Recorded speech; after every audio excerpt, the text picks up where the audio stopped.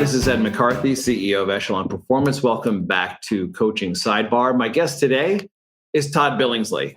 Todd has been a leader and a thought leader in the areas of leadership development and learning and development for more than 2 decades.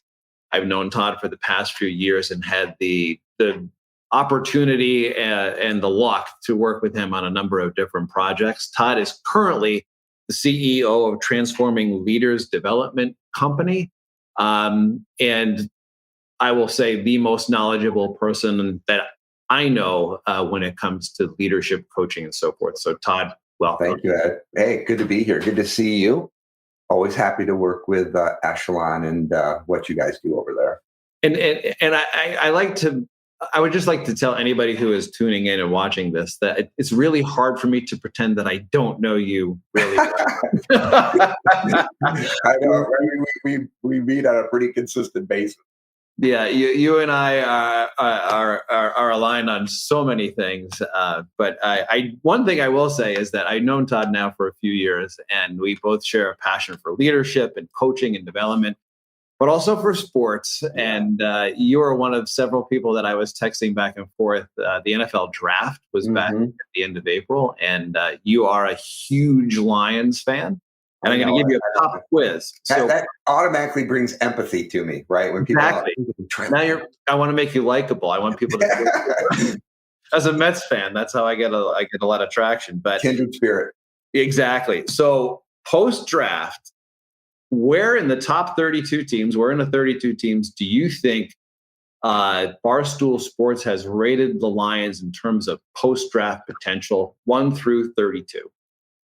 11 or 12. Excellent guess. Is number 8.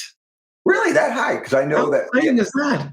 PFF had him 11, I think. So I definitely think they helped themselves. But hey, as a Lion fan, the draft is our Super Bowl. It provides optimism and hope. And I think with Brad Holmes and Dan Campbell and the new leadership at the Lions, I think many Lion fans have hope.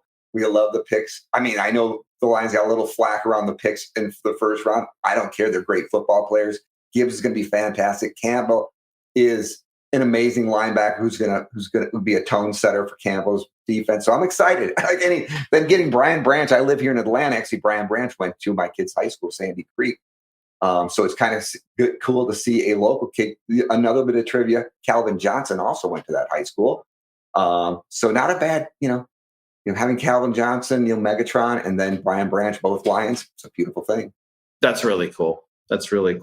Let's dive into your work because I've been doing what I do for a long time, and you stand out to me for a lot of reasons. But one of the things that I want to talk about specifically in this conversation is the process that you have developed, that you've refined in terms of, and I'll let you tell more about it, but the way that you make leadership and skills like coaching tangible, measurable, and you tie them to performance. So the first question I'm going to ask is, just walk us through what that process looks like and what are some of the key stages along that pathway?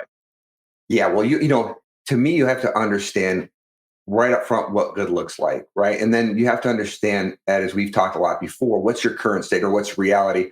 Or as my friends at AdamPlus said, can you face the brutal truth about where you are currently so you can build that desired state of where you want to go? So I think, during that diagnostic phase, you have to understand current state.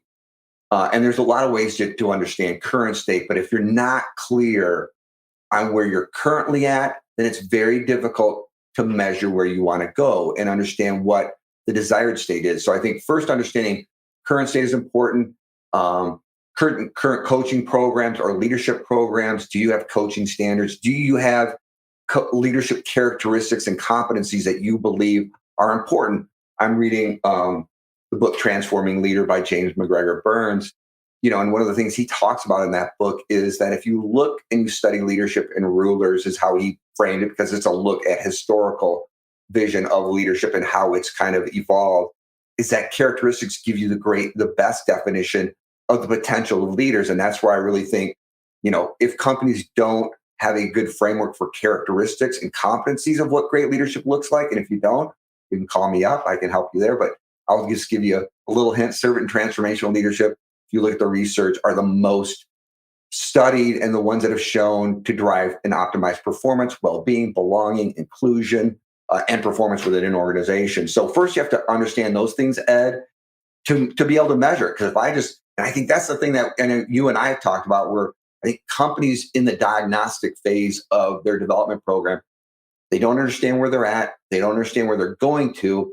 And then it's hard to measure those things. You really get to the end of the program and go, what am I measuring? What characteristics, what skills am I trying to develop? Without those things, you can't measure, because I can only measure what good looks like and the desired state from where we started and how we progress. And there's many ways we can measure those things, but you have to first start there.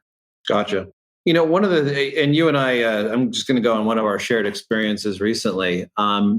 Organizations are not hesitant to invest in leadership. They're not hesitant necessarily to invest in coaching. And I think oftentimes they make these investments, or they set the course without doing a lot of the things that you're talking about. Like, what have we done? Where are we now? Talk a little bit about the role of setting clear expectations, and then how does that tie to, I like what you said, facing the brutal truth of where we are. How do those two things work together? Well, I think you have to, as we've talked about before, is you have to face the brutal truth of where you are at now to get to where you want to go to. And without understanding your current state and what the desired state is, it's hard to measure progress and to get to that goal. And I think that's where you lack specificity within the program, or whether it's leadership development, coaching, any program, any goal that you're developing. I think what we tend to see is they're very ambiguous. They're not specific. They don't clearly define current state and the end state. And so as somebody who's been in L&D for a long period of time, but also been a sales leader for most of my career, and dabbled back and forth in L&D, because as a leader, I've seen where the development phase of how we develop the skills and behaviors to execute and to derive business, there's a disconnect there. And so that's where I think we have to start, is define what great looks like, define our current state, and then build a program that gets us there. And the other thing I see this all the time is that these programs are built without a timestamp and without progress checks. These behaviors are hard to change, right? You and I both know that. So people, when they say, well, we're gonna do this for 6 months and see where we're at, well, that's unrealistic, right? To me, as we built out when I was at Behringer and led the leadership development program there, we've built out a coaching academy that continues to this day. We started that 6 or 7 years ago, because the skills that go into being a great coach, there's a multitude of different skills. So what skills are you working on currently? And then for that year, what do we want to work on? There should only be 1 or 2 skills that you're working on to enhance. And then you build like a marketing campaign to support those things. You get your leaders on board to discuss these things in front of their teams on a consistent basis. So that drives the behavior change as well within the organizations. Because if you don't have your leaders as the top of the campaign driving that message throughout the sales force or through their leaders, it's not going to happen. And then you develop a progress check. Where are we at compared to our desired state and where we started? And then what do we have to do for next year? And that phase for us started in really September. We started the program in early March, did coaching academies throughout the summer months. Then when we got to October, we had discussions with our VPs and we had discussions with our RDs to figure out where we're at from a progress check standpoint, and then what's next. Sometimes we didn't move on immediately to a next skill. We continued to hone in on the skills that we felt weren't currently at the standard yet, and then we'd move on down the road to other skills. But I think it's got to be a mindset of learning is a journey, setting expectations is a journey, and building behavior change is a journey that really never ends. And so I think you have to have a mindset of, building a journey for your people to be great, and giving them enough resources and enough coaching and enough opportunities to practice so they can improve their skills on a daily, weekly, monthly, yearly basis. Yeah. Now, the program you're describing, and I by no means want you to share anything that isn't really shareable, but it is a testament to you, to the way that you designed it, to the team that you worked with to put all of that in place, that it is still alive and thriving 6-7 years down the road. Yeah. Now, I want to ask you, you have built something that has stood the test of time. And at some point, you had to go back to the people who wanted to see this happen, and whoever that might be, senior leadership. What was the brutal truth that you shared with them? Like, how did, because that's not an easy conversation, right? So, what did you learn about the organization, and how did you convey that? Because I also think that that's a big miss in a lot of organizations that we work with, right? The leadership might say, it's the year of the coach, or we've all heard that. Yeah. Or we need to do something about coaching, or I want to do something for our senior leaders. Yeah. But then once you see where the organization is, how did you go back and communicate that created such a deep rooted buy-in for the program? Well, they first, I think there's a lot of data out there, Ed, and I love research. I mean, I think like anything you get into, this wasn't my coaching program, or this wasn't Todd's view on what coaching or leadership should be. I really dove into the research, and my team dove into the research to kind of say, if you're going to build a leadership development program, what are the elements, characteristics, and competencies should you develop, as people lead within a VUCA environment, right? Volatile, uncertain, complex, ambiguous environment. How do we help our leaders lead in that environment? What do they need to do? What skills do they need to have? Competencies, characteristics are important to lead in this environment. I think it continually goes back to transformational and servant leadership. Those two leadership styles, I think, epitomize, the issues that are facing leaders, globally currently. And then, so what I did first of all is I developed a really good story around why coaching matters and where our current state of coaching was at. And before I did that, again, diagnostic phase, I asked the regional directors at our organization, I said, give me your best coaches. So we took 15 to 16 coaches, along with 2 performance psychologists from Amplos, our partners during that coaching academy. If you read, to me, psychology of coaching, their psychologists are in their jobs is behavior change, to understand human psychology and how people change behaviors, build habits. So I felt it was important to have, this kind of a research-driven approach to coaching and leadership, and who better to partner with than 2 psychologists. And these 2 psychologists work for 2 of the greatest athletic programs in college history, one at the University of Georgia, not bad over the last 2 years, but a really great football program, but a really good overall athletic program, and the other one at the University of Clemson. So they helped come in. And what we did is we brought those managers in, and we just asked them, how do you coach? Where do you coach? When do you coach? If you think about your role and expectation currently as a manager within this organization, what are your job responsibilities? I still remember this because I asked this question on day 2. It sticks out like a sore thumb. So I said, tell me what your job is. List out everything that your job. So I had them get up on a chart, and they started listing out. We got to about number 8 or 9, and I said, hold on a second, I don't see coaching anywhere on this list. And they're like, oh man, yeah, coaching is really important, but yeah, we better put that down. And so I think the mindset around them is that, they were very process driven, management driven. You manage process, you lead people. And coaching didn't fall in there, because coaching to them, Ed, was observation and assessment. I'm going to ride in the field. I'm going to observe my representative in front of a customer. I'm going to assess how well they engage with that customer and the skills and the resources they employ to make that a meaningful conversation. And then I'm going to, after the call, ask them how the call went, and then give them some feedback on where I felt. But that's not coaching. Coaching is developing skills and preparation. It's getting somebody from where they are now to where they want to be. So we did a ton of research there. And then we sold the data. If you take the highest coaches, they drive 48% more performance than an average coach. So how many, and this is where we use Echelon, how many high quality coaches do we have in our organization who are driving 48% more business on a consistent basis because of their coaching is very high standards? Where are people in the middle? How do we move those people into the middle, and what skills and behaviors do they need?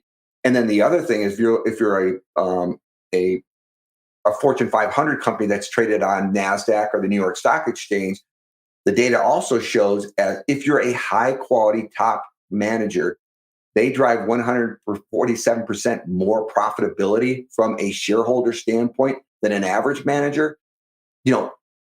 We're in the midst of a very competitive market. It's not going to get any less competitive. The economic challenges that are facing leaders in organizations today, why not optimize the thing that you have within your organization that you control and you can build, and you have the onus to develop those skills and behaviors right now, is coaches, and developing greater coaches and assessing where your coaches are and how I can get better. Because if I'm going to maximize and optimize performance within my organization, I don't have to look outside of it. I have to look internally, and it's not insights and analytics.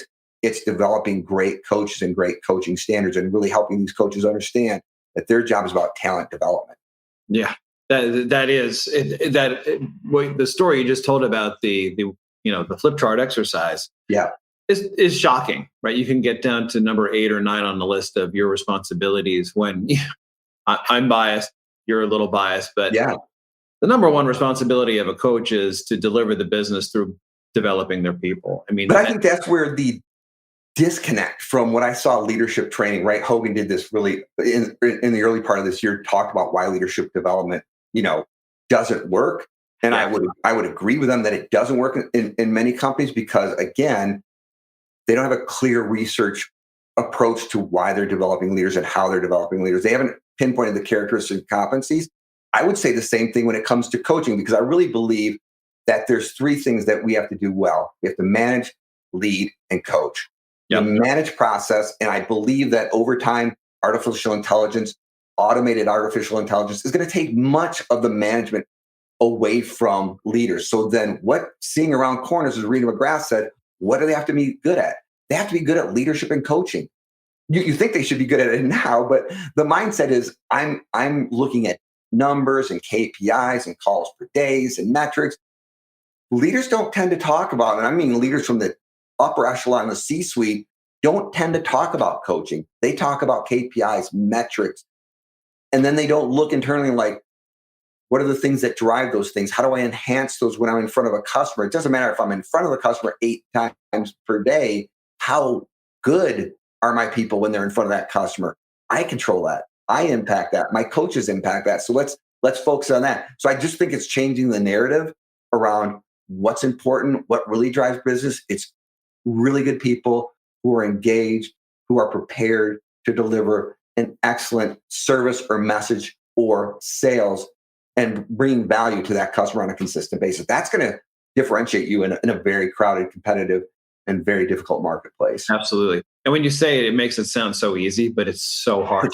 In practicality, it's really difficult to do. Yeah.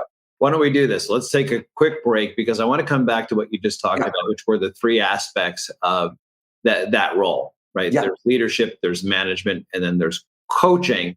And I want to start to talk about how you have seen, or some of the best practices you've seen around how to actually measure that. So let's take a quick break. My guest today is Todd Billingsley.